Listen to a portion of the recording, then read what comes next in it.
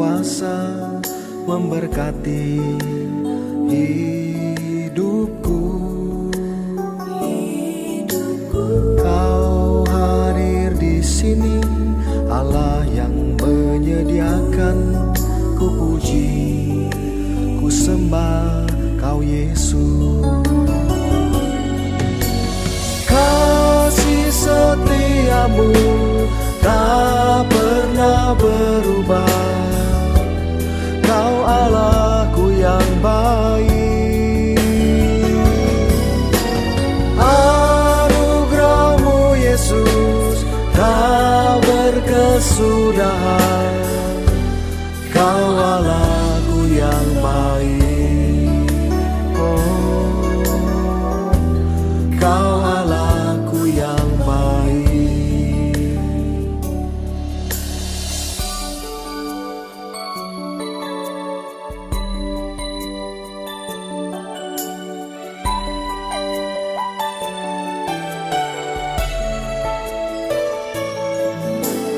Kau hadir di sini, Allah Maha Kuasa memberkati hidupku. Kau hadir di sini, Allah yang menyediakan. Ku puji, ku sembah Kau Yesus. Kasih setiamu tak pernah berubah. Kau Allahku yang baik. Anugerah-Mu Yesus tak berkesudahan. Kau Allahku yang baik. Oh, Kau Allahku yang baik. Kasih setiamu tak pernah berubah. Kau Allahku yang baik. Anugerah-Mu Yesus tak berkesudahan. Kau Allahku yang baik. Oh, Kau Allahku yang baik.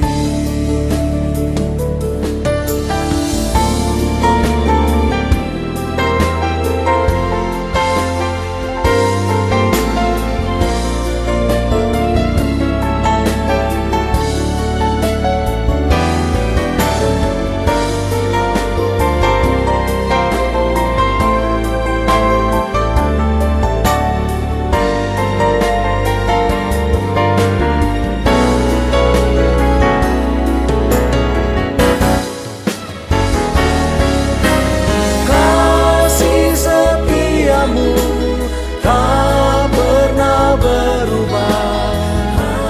Kau Allahku yang baik. Anugerah-Mu Yesus tak berkesudahan.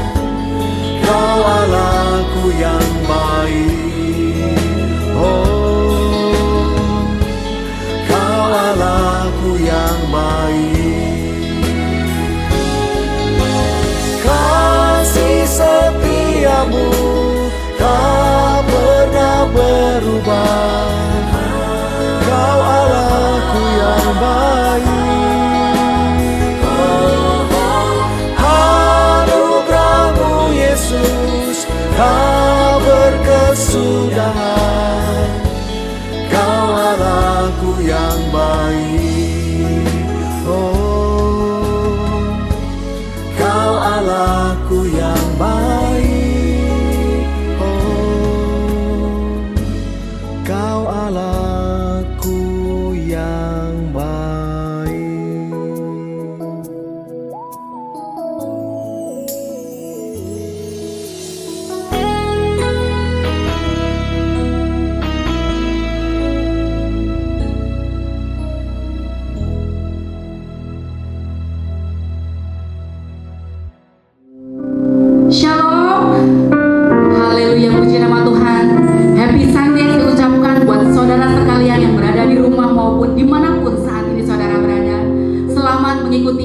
online dari Gereja Bethany Anointing of East.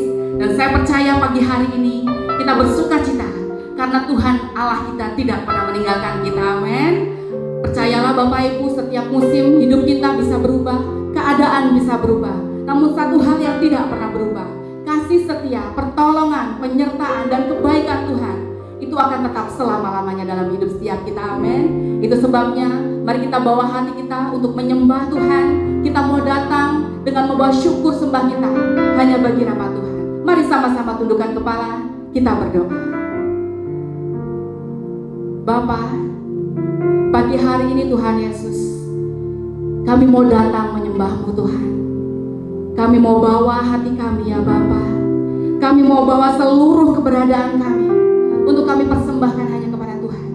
Kami percaya saat kami menyembah-Mu, maka Roh Kudus-Mu akan tercurah bagi setiap kami. Ada lawatan besar terjadi saat ini. Ada berkat melimpah dan akan ada pertolongan. Terima kasih Bapa. Itu sebabnya Tuhan, kami tidak akan pernah takut, kami tidak akan pernah cemas, dan kami tidak akan pernah bimbang. Sebab Tuhan selalu ada bagi kami. Haleluya.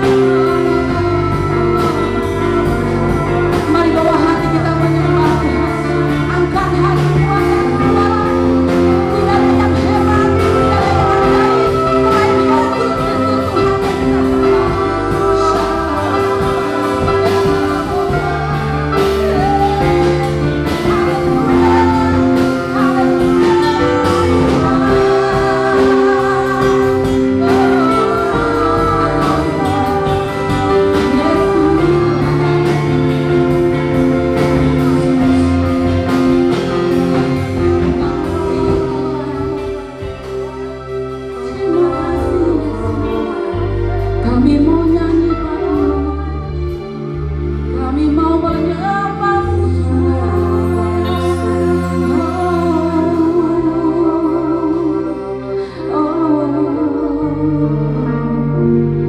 Mari sejenak kita nikmati kasih Tuhan.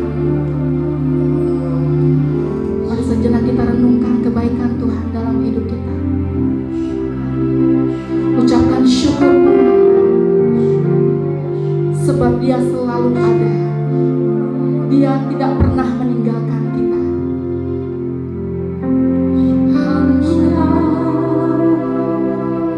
haleluya Tuhan, haleluya. Kami bersyukur.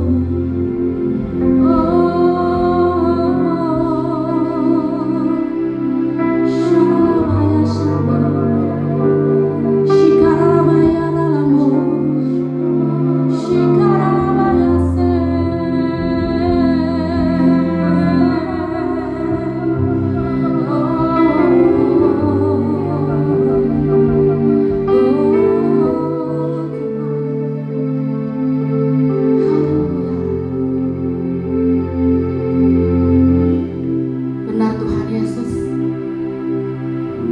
kami tidak akan pernah takut, kami tidak akan pernah bimbang, kami tidak akan pernah cemas, sebab kami percaya Yesus Tuhan Allah kami yang hidup selalu ada bagi kami dan tidak pernah meninggalkan kami. Terima kasih Bapa, kami mau terus bersyukur, kami mau bersuka cita, kami mau bernyanyi bagi Tuhan. Di dalam nama Tuhan Yesus, kita umat Tuhan yang percaya dan diberkati Tuhan bersama, katakan amin. Tepuk tangan yang paling meriah bagi Tuhan kita yang luar biasa. Haleluya. Berapa banyak saudara yang percaya bahwa Tuhan kita Allah yang hebat? Boleh lambaikan tanganmu tinggi, kasih tepuk tangan yang paling dahsyat bagi Tuhan. Haleluya. Kita menyanyi bagi Tuhan, kita memuji, membesarkan nama Tuhan.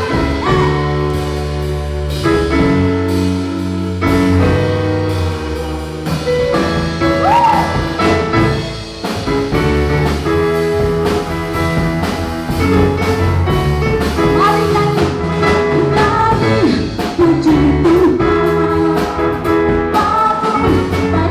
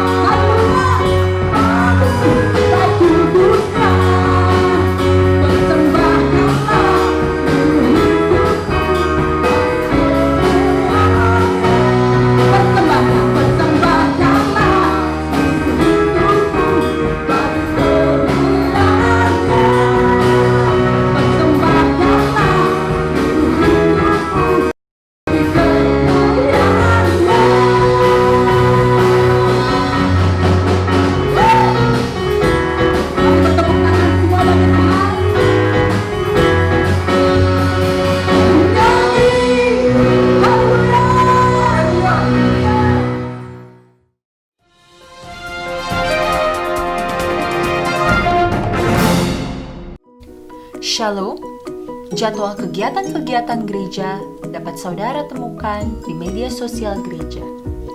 Di Facebook page Gereja Bethany Indonesia Anointing of Ease, Instagram Bethany AOE Events, dan YouTube channel Bethany AOE Production. Segera follow, like, subscribe, dan share video-video yang ada, dan marilah kita menjadi saluran berkat. Online fellowship dapat Anda ikuti melalui Facebook page gereja setiap hari Senin sampai Sabtu pukul 7:30 malam atau jam 19.30 waktu Indonesia bagian Barat. Ibadah Minggu dapat Anda ikuti melalui YouTube channel Bethany AOE Production setiap hari Minggu jam 10 pagi. Dan bagi saudara yang membutuhkan dukungan doa, Anda bisa mencantumkan pokok-pokok doa saudara melalui kolom komentar yang ada di bawah video ini. Tim doa kami rindu berdoa bagi Anda. Selanjutnya, kita sudah diberi banyak kemudahan dalam memberikan persembahan online. Persembahan dapat ditransfer ke rekening Bank Mandiri Gereja Bethany Indonesia atau dengan menggunakan QR Code melalui aplikasi GoPay, OVO, Dana, atau Link Aja. Inilah cara memberikan persembahan melalui QR Code. Pertama, buka aplikasi yang Anda inginkan. Klik Pay atau Scan, lalu scan QR Code yang ada. Masukkan nominal yang Anda inginkan. Klik Confirm atau Pay, dan Anda akan segera menerima konfirmasi apabila transaksi Anda sudah berhasil. Dan yang terakhir, di akhir ibadah kita akan bersama-sama mengadakan perjamuan kudus.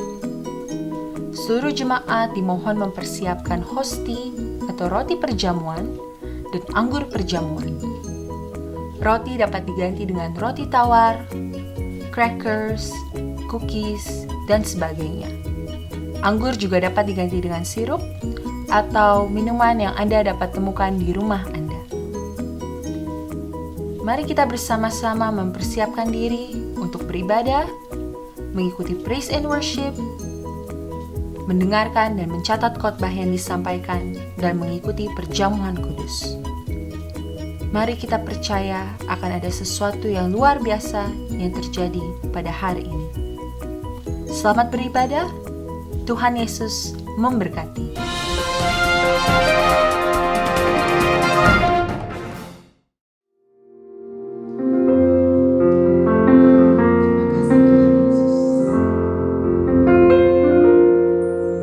Mengalirlah Roh Kudus di tempat ini, Allahku penolong hidupku. Mengalirlah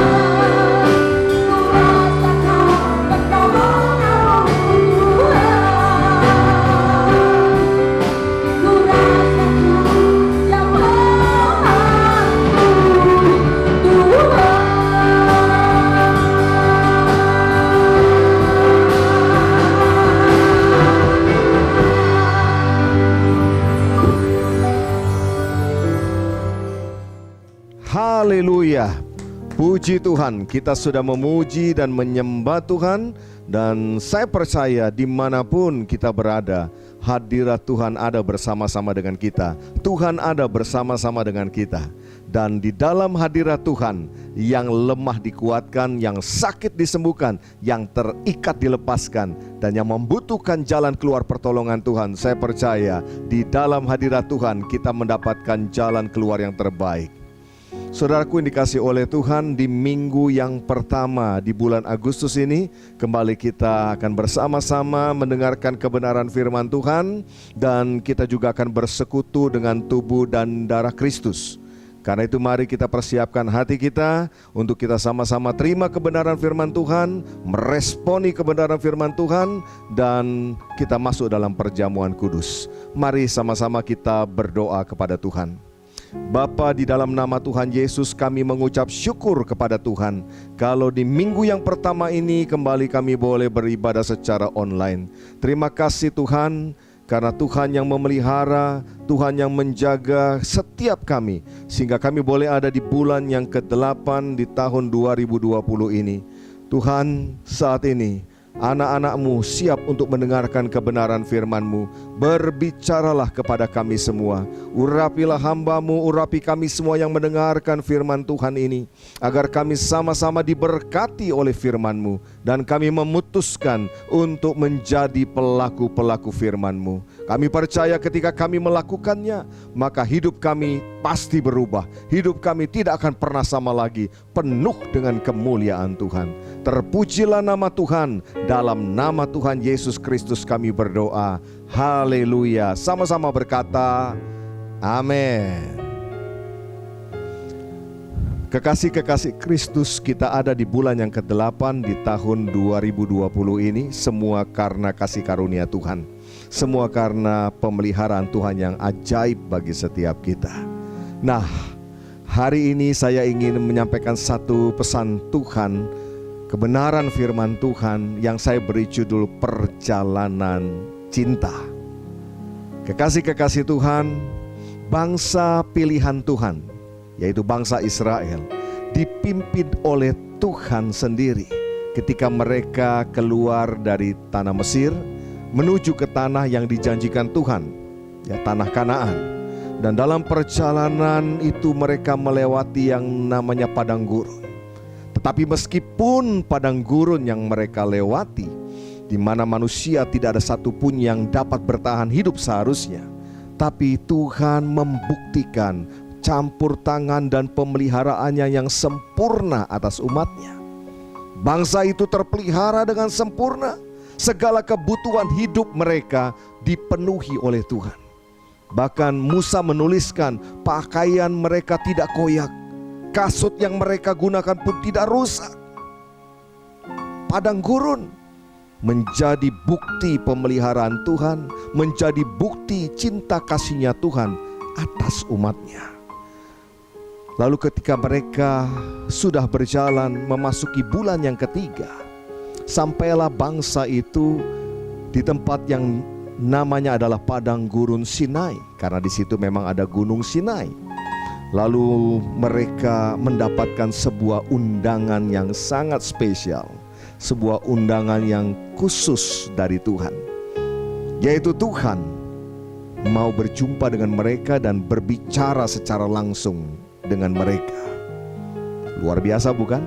Sebuah undangan yang sangat khusus dari Pencipta langit dan bumi, diberikan kepada umat yang dicintai, umat yang dipelihara, umat yang kepadanya Tuhan rindu menggenapi semua janji-janjinya. Dan apa yang terjadi? Mari sama-sama kita akan membuka dalam Keluaran pasal 19 ayat yang ke-16 sampai dengan ayat yang ke-18. Keluaran pasal 19 ayat 16 sampai 18 saya bacakan bagi Bapak Ibu Saudaraku sekalian. Dan terjadilah pada hari ketiga, pada waktu terbit fajar, ada guruh dan kilat dan awan padat di atas gunung, dan bunyi sangkakala yang sangat keras, sehingga gemetarlah seluruh bangsa yang ada di perkemahan. Lalu Musa membawa bangsa itu keluar dari perkemahan untuk menjumpai Allah. Dan berdirilah mereka pada kaki gunung. Gunung Sinai ditutupi seluruhnya dengan asap, karena Tuhan turun ke atasnya dalam api. Asapnya membumbung seperti asap dari dapur, dan seluruh gunung itu gemetar sangat. Saudaraku yang dikasihi oleh Tuhan, Tuhan mengundang bangsa itu untuk berjumpa dengannya.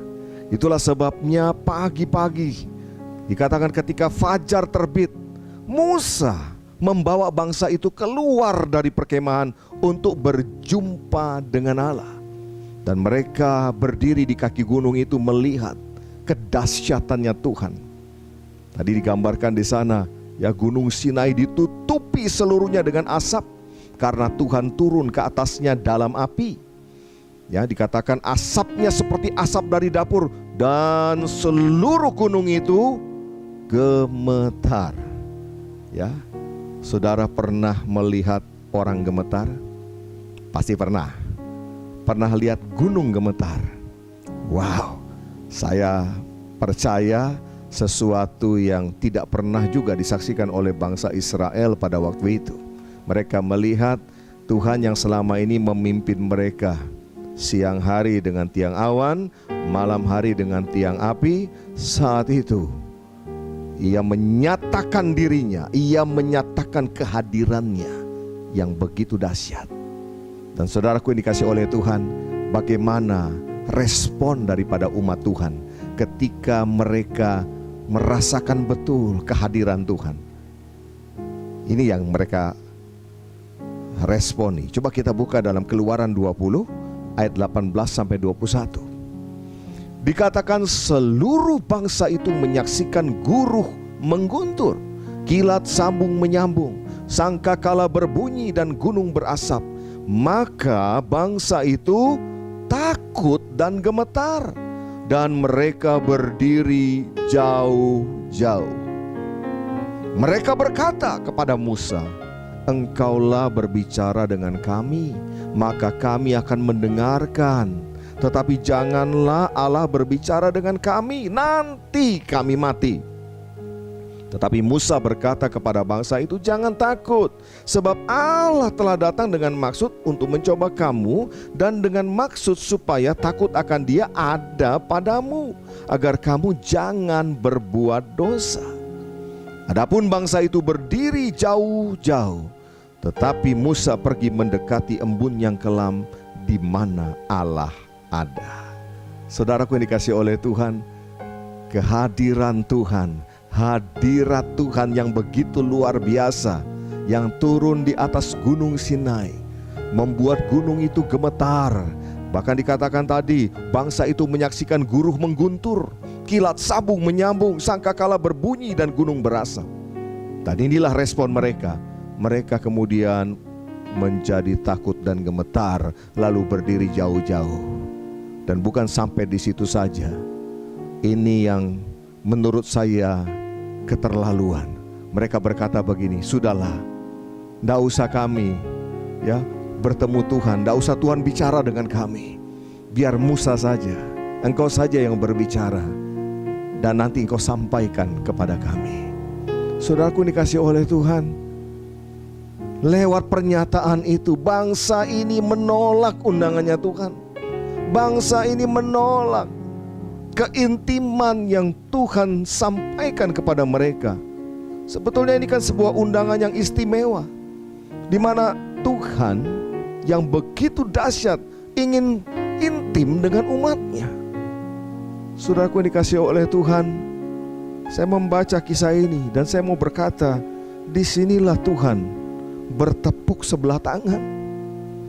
Cintanya Tuhan yang begitu besar, tapi bangsa itu menolak keintiman dengan Tuhan.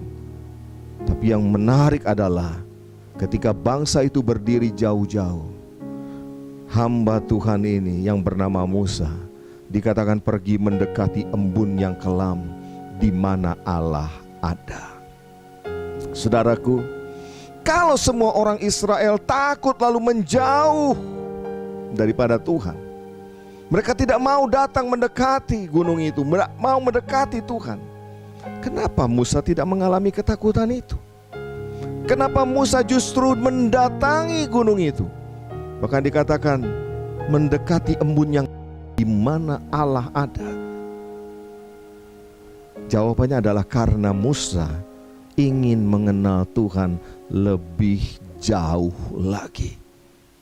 Saudaraku yang dikasihi oleh Tuhan, inilah sebetulnya ciri dari orang yang jatuh cinta, bukan?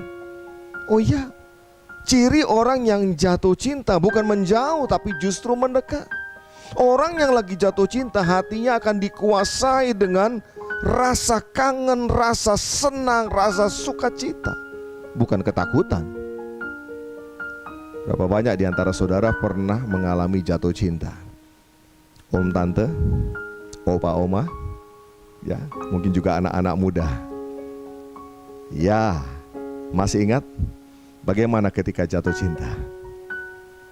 Apakah ingin menjauh? Apakah takut untuk berjumpa? Tentu saja tidak, bukan? Yang ada adalah rasa sukacita, rasa senang ingin berjumpa. Ya, rasa kangen yang begitu luar biasa. Dan ini kekuatannya dahsyat, saudara. Ya, dikatakan ketika orang itu sukacita, orang itu hatinya bahagia, hatinya senang, maka hormon endorfin yang ada di dalam tubuhnya itu akan meningkat dengan luar biasa. Dan tidak heran orang dalam keadaan seperti ini, ya, dia akan tidak merasakan sakit apapun juga. Yang ada cuma sukacita yang melimpah. Saudaraku yang dikasihi oleh Tuhan, ini ciri daripada orang yang jatuh cinta. Dan Musa menunjukkan itu. Dia ingin mengenal Tuhan lebih dalam lagi.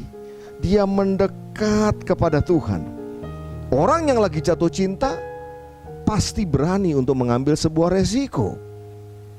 Meskipun hal itu mungkin saja hal yang pertama kali harus diterima oleh seorang yang bernama Musa. Pengalaman pertama Musa juga, ya, ketika harus melihat kehadiran Tuhan yang begitu dahsyat. Tapi dia siap dengan resiko.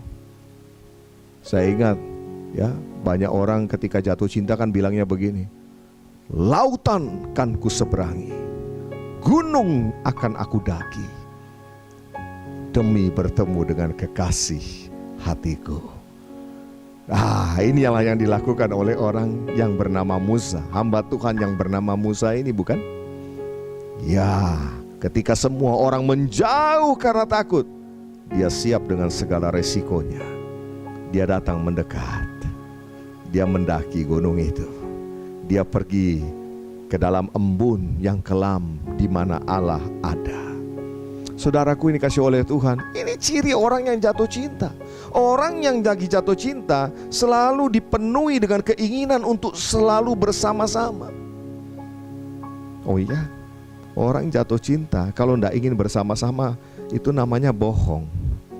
Ya, ketika jatuh cinta kita senang sekali, ya, senantiasa berdua dengan orang yang kita cintai, bukan? Ini ciri daripada orang yang jatuh cinta. Dan Musa menunjukkan akan hal itu. Saudaraku yang dikasihi oleh Tuhan, waktu kita mengikut Tuhan dengan cinta, dengan kasih yang luar biasa, maka saya percaya perjalanan kita akan terasa sangat amat menyenangkan. Betul? Mengapa demikian? Karena kita berjalan bersama dengan pribadi yang mencintai kita. Oh iya, karena yang kita terima dari Tuhan, kalau kita itu mencintai Tuhan, itu bukan lagi peraturan, bukan lagi hukum-hukumnya, tetapi pernyataan cintanya Tuhan. Saudaraku, perjalanan hidup akan menjadi sebuah perjalanan cinta ketika kita bersama-sama dengan Tuhan. Kita mencintai Tuhan dan kita juga dicintai oleh Tuhan. Perjalanan itu akan terasa sangat amat menyenangkan. Di saat semua bangsa Israel mengalami ketakutan, Musa justru datang mendekat, bahkan 40 hari dia bersama-sama dengan Tuhan. Dan yang luar biasa begini saudara, dia sudah mendapatkan sebuah keistimewaan bisa bersama-sama dengan Tuhan. Dia masih ajukan lagi sebuah permintaan. Coba kita buka dalam Keluaran 33 ayat 18 sampai 23. Tetapi jawabnya, perlihatkanlah kiranya kemuliaan-Mu kepadaku. Tetapi firman-Nya, aku akan melewatkan segenap kegemilanganku dari depan-Mu dan menyerukan nama Tuhan di depan-Mu. Aku akan memberi kasih karunia kepada siapa yang kuberi kasih karunia, dan mengasihani siapa yang kukasihani. Lagi firman-Nya, engkau tidak tahan memandang wajahku, sebab tidak ada orang yang memandang aku dapat hidup. Ayat 21, berfirmanlah Tuhan, ada suatu tempat dekatku, di mana engkau dapat berdiri di atas gunung batu. Apabila kemuliaanku lewat, maka aku akan menempatkan engkau dalam lekuk gunung itu, dan aku akan menudungi engkau dengan tanganku sampai aku berjalan lewat. Kemudian aku akan menarik tanganku, dan engkau akan melihat belakangku, tetapi wajahku tidak akan kelihatan. Saudara, sebuah permintaan Musa yang sangat luar biasa. Ia minta supaya Tuhan memperlihatkan kemuliaan-Nya kepadanya. Wow, satu permintaan yang dahsyat bukan? Dan Tuhan sendiri berkata, ya, tidak ada manusia yang dapat hidup kalau melihat wajahnya Tuhan. Ya. Nah, dalam terjemahan King James, saya dapati begini saudara. Ayat yang ke-19. And he said, I will make all my goodness pass before thee, and I will proclaim the name of the Lord before thee, and will be gracious to whom I will be gracious, and will show mercy on whom I will show mercy. Saudaraku yang dikasihi oleh Tuhan, ketika Musa meminta Tuhan menyatakan kemuliaan-Nya, dalam terjemahan King James, bagus sekali. Tuhan berkata begini, aku akan menunjukkan my goodness. Apa itu my goodness? Kebaikanku kepadamu. Jadi ketika Musa meminta Tuhan menunjukkan kemuliaannya, Tuhan merespon dengan memberikan goodness atau kebaikannya. Dan goodness ini sebetulnya adalah sifat dasar daripada Tuhan. Kebaikan itu adalah sifat dasar dari Tuhan. Itulah sebabnya ketika Yesus datang ke dunia, Injil Yohanes menuliskan dalam Yohanes pasal yang pertama ayat yang ke-14, dikatakan firman itu telah menjadi manusia dan diam di antara kita, dan kita telah melihat kemuliaannya, yaitu kemuliaan yang diberikan kepadanya sebagai anak tunggal Bapa, penuh kasih karunia dan kebenaran. Kekasih-kekasih Kristus, Yesus Kristus, Tuhan yang menjadi manusia, menyatakan kasih karunia dan kebenarannya. Ia yang penuh dengan kemuliaan Bapa, Ia datang dan menunjukkan kepada umat manusia, kepada saudara dan saya, kasih karunia-Nya, kebaikannya, goodness-Nya, dan kebenaran. Amin. Berapa banyak di antara saudara yang hari ini saudara berkata, saudara sudah menerima kasih karunia dan kebenaran daripada Tuhan? Berapa banyak? Boleh lambaikan tangan saudara. Beri dulu tepuk tangan meriah bagi Tuhan kita. Haleluya, haleluya. Allah yang menjadi sama dengan manusia tidak berubah. Karakternya, sifatnya tetap sama. Goodness, kebaikan, itu adalah ciri, itu adalah sifat dasar, itu adalah karakter daripada Allah yang kita sembah. Nah, mari kita perhatikan saudara. Mereka yang berada di bawah gunung Sinai, yaitu orang Israel yang menolak untuk berjumpa dengan Tuhan, mereka hanya mendapatkan hukum Taurat. Mereka hanya mendapatkan peraturan-peraturan. Tetapi sebaliknya, Musa hamba Tuhan itu yang berjumpa dengan Tuhan, yang masuk dalam kemuliaannya Tuhan, mendapatkan goodness, mendapatkan kebaikannya Tuhan. Jadi bagaimana sekarang? Kalau saudara diberikan pilihan, saudara memilih mau menjadi orang-orang yang ada di bawah kaki gunung, atau orang-orang yang mau meresponi undangannya Tuhan, lalu kemudian saudara masuk lebih dalam lagi, mendekat kepada Tuhan. Kalau posisi saudara saat itu ada bersama-sama dengan bangsa Israel, mana yang saudara pilih?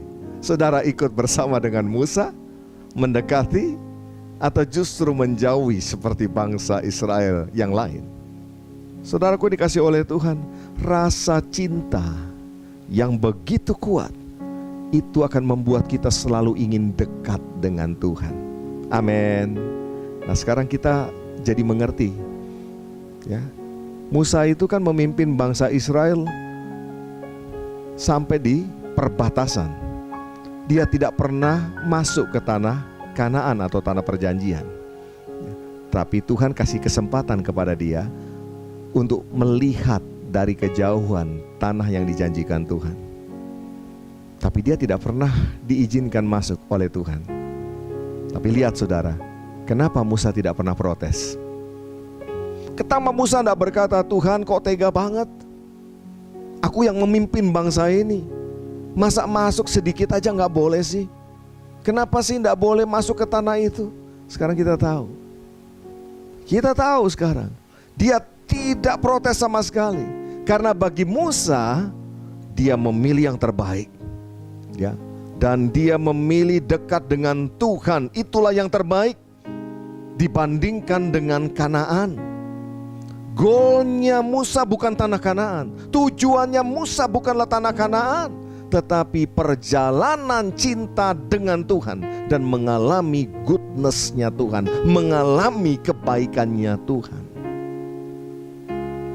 Saudaraku yang dikasihi oleh Tuhan, dalam perjalanan kita dengan Tuhan, biarlah menjadi perjalanan cinta yang menyenangkan, ya, bukan menjadi perjalanan yang penuh dengan hukum, penuh dengan peraturan-peraturan. Dan mari perhatikan goalnya kita.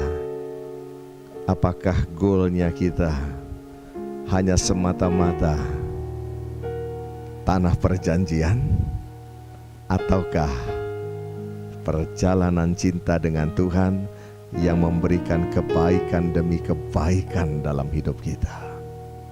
Kekristenan akan menjadi sangat amat menyenangkan apabila menjadi sebuah perjalanan cinta antara Tuhan dengan umatnya.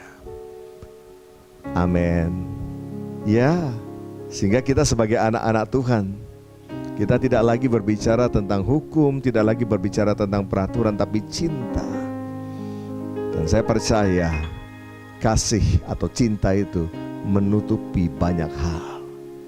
Saudaraku yang dikasih oleh Kristus, dunia ingin melihat kemuliaan Tuhan. Betul kan? Dunia ingin melihat kemuliaan Tuhan kita. Nah, bagaimana caranya? Caranya adalah melalui kebaikan Tuhan. Bagaimana kebaikan Tuhan bisa sampai kepada dunia? Bagaimana kebaikan Tuhan bisa sampai kepada orang banyak di luar sana yang belum mengenal akan Tuhan? Melalui saudara dan saya. Amin. Kita disebut Kristen kan? Apa arti Kristen? Apa arti daripada Kristen? Ini istilah yang pertama kali ketika para pengikut Kristus itu diberikan sebuah julukan atau sebutan Kristen itu di Antioquia. Ketika mereka disebut Kristen, artinya peniru-peniru Kristus. Nah, tidak salah. Kalau dulu itu adalah sebuah ejekan, tapi menurut saya itu tepat sekali. Orang Kristen haruslah seperti Kristus. Amin. Bukankah target hidup kita jelas dalam mengiring Tuhan? Roma 8 ayat 29, menjadi serupa segambar dengan Kristus. Jadi tidak salah. Itu harus tetap ada di dalam hati kita ketika kita mengiring Tuhan. Keserupaan dengan Kristus itu adalah target kehidupan saudara dan saya. Jadi ketika dunia ingin tahu tentang kemuliaan Tuhan kita, nyatakanlah kebaikan Tuhan. Melalui siapa kebaikan Tuhan itu dinyatakan? Melalui hidup kita. Kristus datang ke dunia ini, Allah menjadi manusia. Bukankah untuk menyatakan kebaikan Tuhan?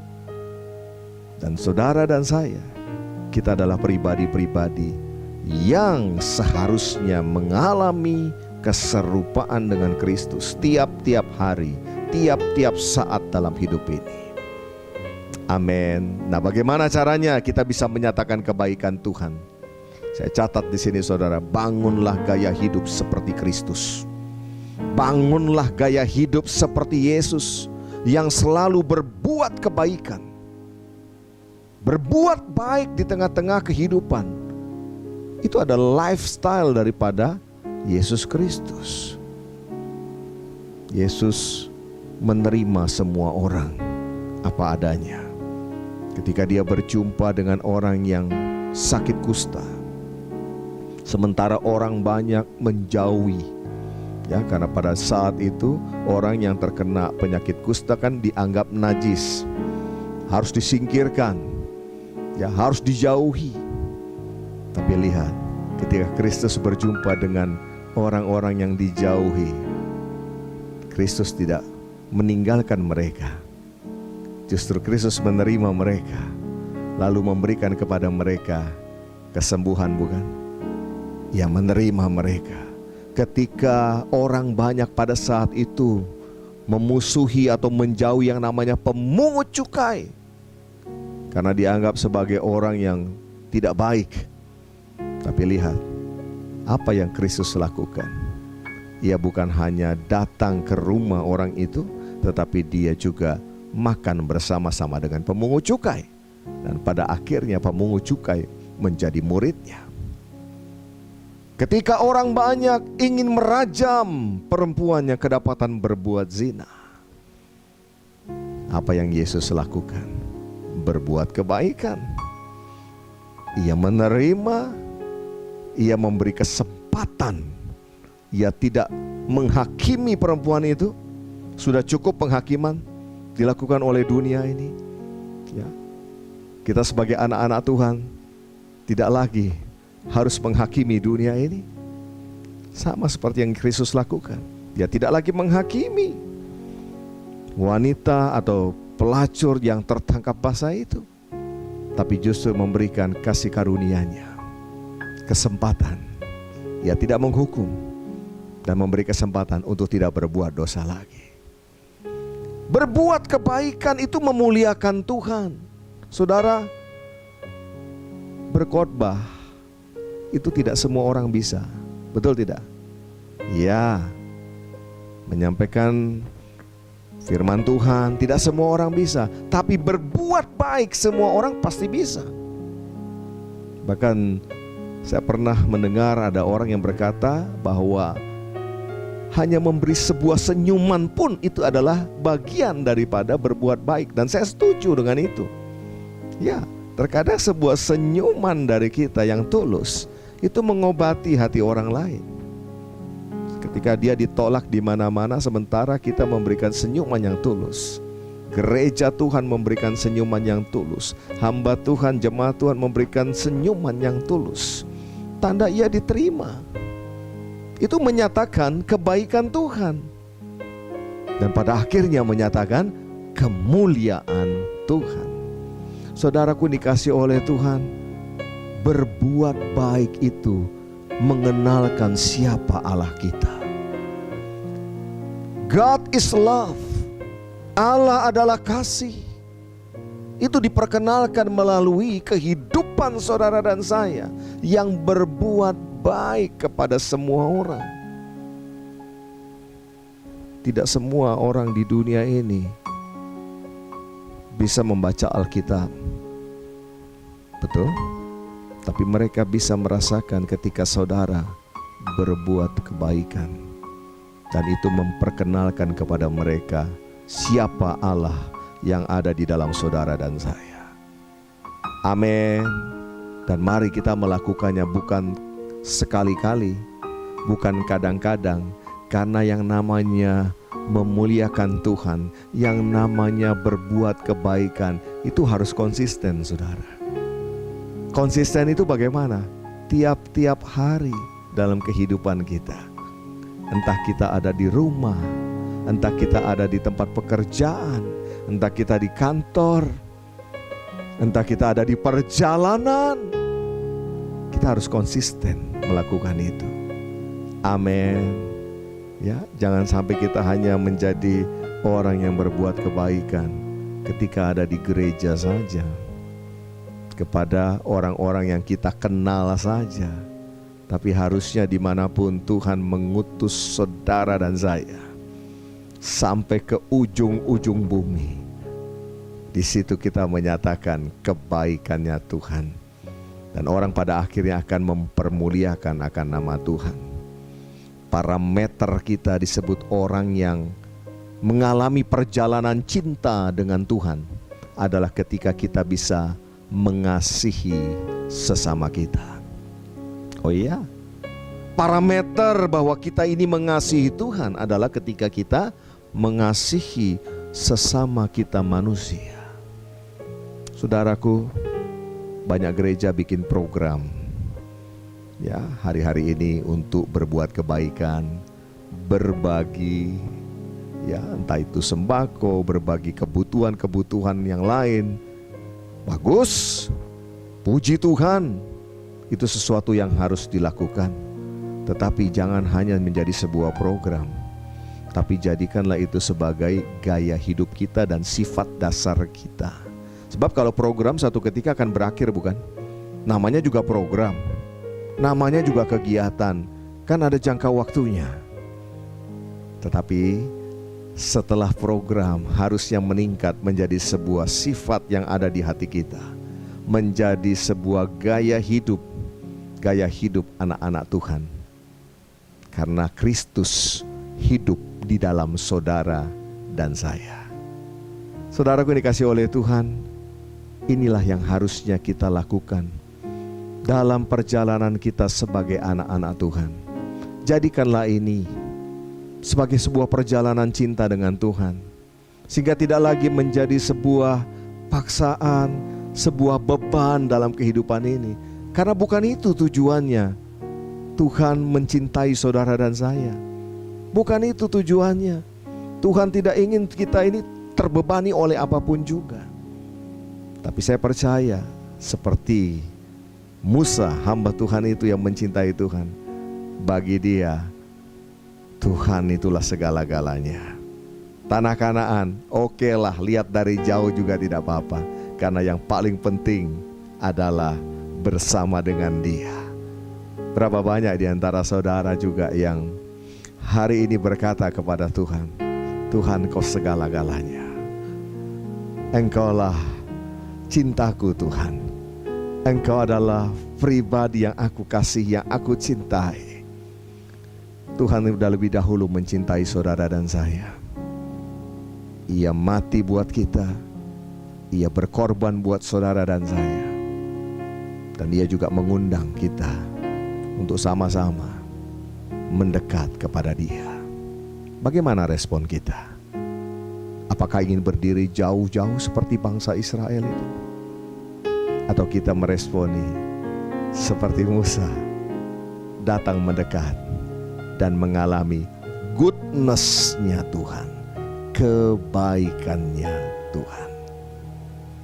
Saudaraku, inilah pesan Tuhan di minggu yang pertama ini, dan biarlah ini menjadi perjalanan kita untuk minggu-minggu yang akan datang, untuk kehidupan kita selanjutnya.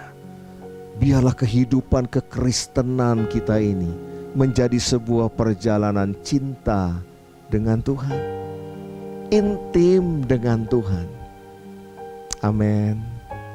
Nah, saat ini mari kita akan bersekutu dengan tubuh dan darah Kristus melalui perjamuan kudus. Saudara boleh mempersiapkan roti dan anggur saudara.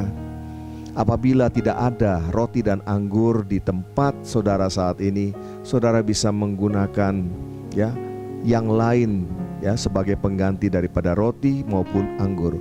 Mungkin saudara bisa menggunakan biskuit, saudara bisa menggunakan crackers, dan saudara juga bisa menggunakan sirup atau, karena yang mau kita lakukan di sini adalah makna daripada perjamuan kudus itu sendiri, yaitu bersekutu dengan tubuh dan darah Kristus yang sudah mencintai kita, yang sudah berkorban untuk kita, dan undangan Tuhan untuk kita bersekutu dengan Dia sampai selama-lamanya. Bukan sekali-kali, bukan jarang-jarang, bukan kadang-kadang, tapi selama-lamanya. Mari kita persiapkan hati kita, persiapkan diri kita masuk dalam perjamuan kudus. Haleluya. Mari kita berdoa. Bapa, di dalam nama Tuhan Yesus, kami sungguh mengucap syukur kalau pada minggu hari ini kami boleh diingatkan kembali tentang cinta kasih Tuhan yang begitu luar biasa bagi kami, dan undangan daripada Tuhan untuk kami datang mendekat kepada Tuhan. Tuhan, kami sudah mendengarkan kebenaran firman-Mu. Kami mau meresponi firman-Mu ini Tuhan. Kami mau Tuhan mengalami perjalanan cinta dengan Tuhan sampai selama-lamanya. Fokus kami, tujuan kami hanyalah pribadi-Mu ya Tuhan. Terima kasih Tuhan Yesus. Kami mau meresponi kebenaran firman-Mu itu Tuhan. Kami tidak mau lagi Tuhan menjadi orang-orang Kristen yang berdiri jauh-jauh daripada Tuhan. Kami ingin mendekat. Kami ingin bersekutu intim dengan Tuhan. Bukan lagi hukum dan peraturan yang akan mengatur kehidupan kami dalam perjalanan ini, tetapi kebaikan-Mu, itulah yang menjadi bagian kami sampai selama-lamanya. Terima kasih Tuhan Yesus. Terima kasih kesempatan yang Tuhan berikan. Kami boleh menjadi umat-Mu. Kami boleh menjadi anak-anak-Mu ya Bapa. Terima kasih. Dan saat ini Tuhan, kami juga mau bersekutu dengan tubuh dan darah Kristus. Layakkanlah setiap kami Tuhan. Ampunilah segala dosa dan kesalahan kami, seperti kami juga mengampuni orang yang bersalah kepada kami. Terima kasih buat kesempatan yang luar biasa ini. Di dalam nama Tuhan Yesus Kristus kami berdoa. Saudaraku yang dikasih oleh Tuhan, mari kita ambil roti kita. Kita angkat tinggi-tinggi di hadapan Tuhan. Kekasih-kekasih Kristus, apa yang aku teruskan kepadamu hari ini telah aku terima dari Tuhan, yaitu Tuhan Yesus pada waktu malam sebelum Ia diserahkan mengambil roti. Angkatlah roti kita tinggi-tinggi di hadapan Tuhan.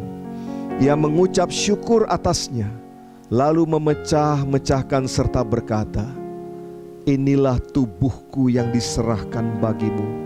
Perbuatlah ini setiap kali engkau memakannya menjadi peringatan akan aku." Saudara yang dikasihi oleh Tuhan, bukankah roti yang kita angkat tinggi-tinggi, yang kita pecah-pecahkan ini adalah persekutuan kita dengan tubuh Kristus? Mari kita makan bersama dalam nama Tuhan Yesus.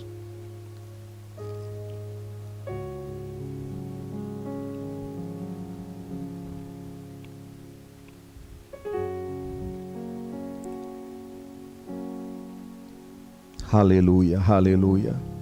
Tubuh-Mu dihancurkan buat kami ya Tuhan.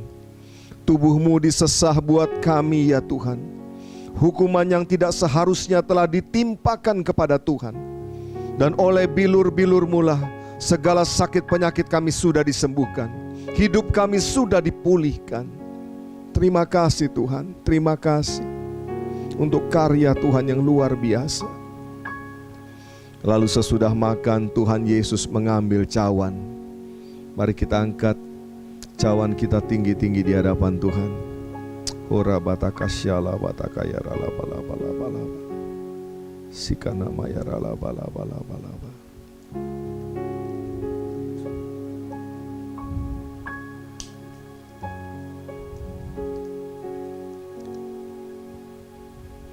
Lalu Tuhan Yesus berkata, inilah cawan perjanjian baru yang dimeteraikan oleh darahku sendiri. Perbuatlah ini setiap kali engkau meminumnya menjadi peringatan akan aku. Saudara-saudaraku dikasihi oleh Tuhan, bukankah cawan pengucapan syukur yang atasnya kita ucapkan syukur ini adalah persekutuan kita dengan darah Kristus? Mari kita minum bersama dalam nama Tuhan Yesus.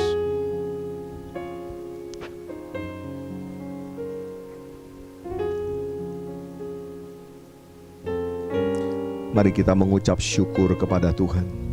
Mari kita ucap syukur kepada Tuhan. Haleluya. Terima kasih Tuhan. Terima kasih Tuhan buat karya Tuhan dalam hidup kami. Terima kasih buat pengorbanan Tuhan bagi setiap kami. Terima kasih Tuhan memberi kepada kami keselamatan. Tuhan memberikan kepada kami hidup yang kekal. Terima kasih Tuhan, Engkau datang memberi kami hidup dengan segala kelimpahannya. Terima kasih Tuhan, terima kasih buat karya Tuhan Yesus di kayu salib bagi setiap kami. Terima kasih Tuhan Yesus, Engkau baik, sungguh baik, teramat baik. Biarlah kehidupan kami Tuhan boleh memancarkan kemuliaan Tuhan dengan cara kami berbuat kebaikan di tengah-tengah dunia ini, menjadi berkat bagi sesama kami. Terima kasih Tuhan, mampukan setiap kami, mampukan setiap kami, dan kami rindu Tuhan, kami terus melekat dengan Tuhan, kami terus bersama-sama dengan Tuhan, berjalan dalam perjalanan cinta bersama dengan Tuhan. Terima kasih Tuhan Yesus, Engkau baik. Engkau yang memulihkan keadaan setiap anak-anak-Mu. Engkau yang memulihkan kehidupan setiap anak-anak-Mu. Ya Bapa, hamba-Mu berdoa bagi anak-anak-Mu, bagi setiap anak-anak-Mu yang saat ini Tuhan sedang dalam pergumulan. Biarlah Tuhan sendiri yang memberikan solusi jalan keluar yang terbaik bagi anak-anak-Mu. Bagi mereka yang sakit, Engkau sendiri yang menyembuhkan sakit penyakit mereka. Kami percaya kuasa bilur-bilur Tuhan Yesus menyembuhkan sakit penyakit kami. Terima kasih Tuhan, bagi anak-anak-Mu yang membutuhkan pekerjaan, kami percaya Engkau Tuhan yang menyediakan pekerjaan yang terbaik, bahkan usaha yang terbaik bagi setiap anak-anak-Mu. Dan saat ini tak lupa kami berdoa juga bagi bangsa dan negara kami Indonesia. Kami bersyukur kami boleh ada di negeri ini Tuhan. Tuhan, biarlah kami boleh menyatakan kemuliaan Tuhan di tengah-tengah bangsa dan negara ini. Kami berdoa bagi bangsa ini Tuhan, mulai dari pemimpin-pemimpin kami, dari Bapak Presiden, Wakil Presiden, para pejabat dari pusat sampai ke daerah-daerah. Biarlah Kau beri kemampuan mereka dalam melakukan tugas pekerjaan mereka. Dan kami percaya Tuhan, ketika hati mereka takut akan Tuhan, maka Tuhan yang akan membawa mereka dalam keberhasilan di dalam segala yang mereka lakukan. Kami percaya Indonesia ada di hati Tuhan. Kami percaya Indonesia pasti keluar dari krisis. Indonesia penuh dengan kemuliaan Tuhan. Terima kasih Bapa yang baik. Kami berdoa juga bagi gereja-gereja-Mu yang ada di seluruh Indonesia Tuhan. Di dalam masa pandemi seperti sekarang ini Tuhan, biarlah semua gereja-Mu tetap dapat berfungsi dengan baik, karena Tuhan yang menopang gereja-gereja-Mu. Berkatilah para hamba-hamba-Mu Tuhan. Apa saja yang menjadi keperluan hamba-hamba-Mu, Engkau Tuhan yang menyediakan Tuhan. Terima kasih Bapa di sorga. Dan saat yang terbaik Tuhan, kami rindu untuk menerima berkat yang datang daripada Tuhan. Kekasih-kekasih Kristus, kita sudah dengar firman Tuhan. Mari kita menjadi pelaku-pelaku firman Tuhan. Saya percaya waktu kita melakukan kebenaran firman Tuhan, hidup kita pasti berubah. Hidup kita pasti tidak akan pernah sama lagi, penuh dengan kemuliaan Kristus. Mari kita angkat kedua tangan kita tinggi di hadapan Tuhan. Arahkanlah hatimu kepada Bapa di sorga dan terimalah berkat yang berlimpah-limpah di dalam nama Bapa, Anak dan Roh Kudus, yaitu Tuhan Yesus Kristus, yang menyertai dan memberkati, memulihkan dan mengangkat kita semua, mulai saat ini sampai Maranatha, bahkan sampai selama-lamanya. Yang percaya sudah menerima berkat Tuhan, sama-sama berkata, amin.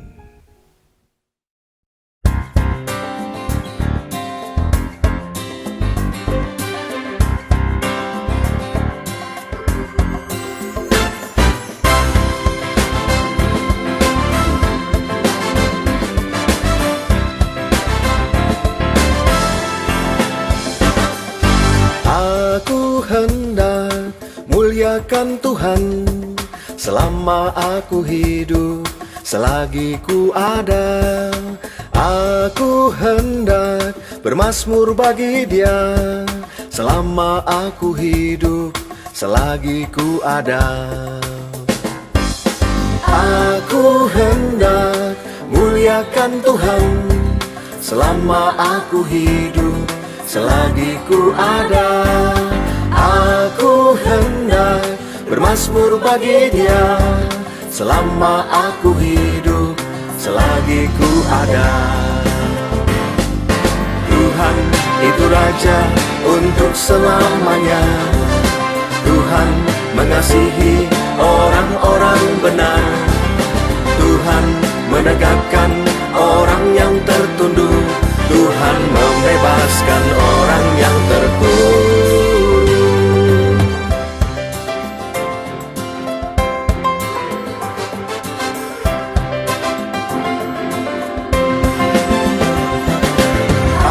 Aku hendak muliakan Tuhan selama aku hidup, selagi ku ada.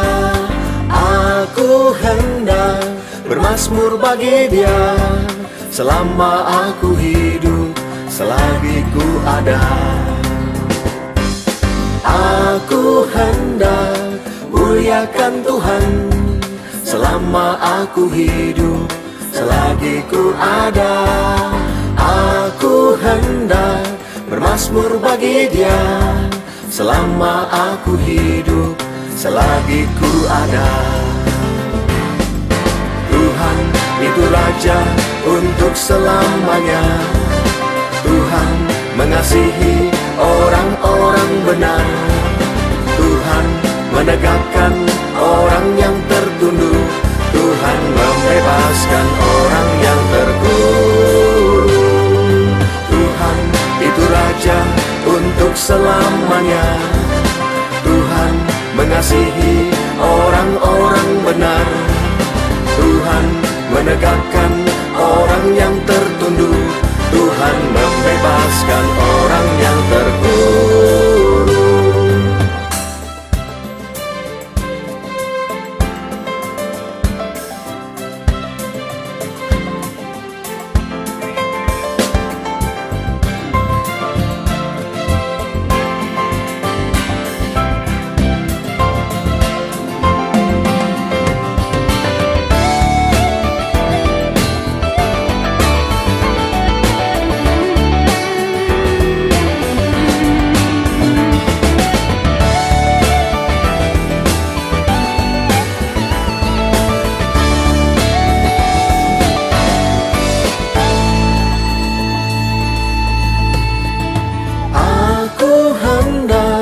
Muliakan Tuhan selama aku hidup, selagi ku ada. Aku hendak bermazmur bagi Dia selama aku hidup, selagi ku ada. Selama aku hidup, selagi ku ada. Selama aku hidup, selagi ku ada.